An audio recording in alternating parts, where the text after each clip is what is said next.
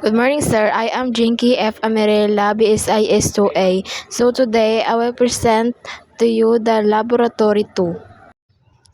Displaying database MySQL databases. This command lists all available databases on the MySQL server.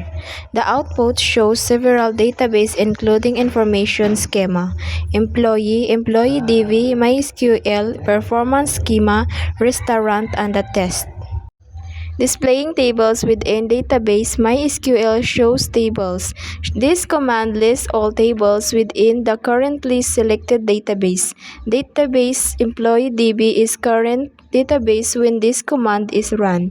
The output shows tables like department, employees, project, and workson. Switching databases, MySQL use restaurant. This command select the restaurant database, making it active database for subsequent queries. The output confirms the change with database change. Retrieving data from the table, MySQL select name from items.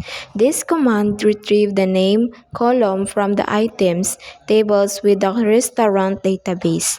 The output lists the names of items chicken salad, fruit plate, fruit salad, garden salad, millennium salad, soda, and water. MySQL select name item mid price from items. This command retrieves the names, item and price columns from the items table. The output shows the table names, their items, IDs, and their price. Note the price for Millennium Salad is null, indicating that the price may not have been set or it is unknown. Functionality: the code successfully demonstrates basic databases operations such as listening database and tables, switching databases, and retrieving data from the table. Structure: the code is well structured and easy to understand with each command clearly separated, and this outputs is displayed. Error handling: there are not explicit error handling mechanism shows in this code snippet. In real-world applications, you would include error handling to manage potential issues like tables or databases not found. Efficiency: the queries used are samples and efficiency for retrieving the request data.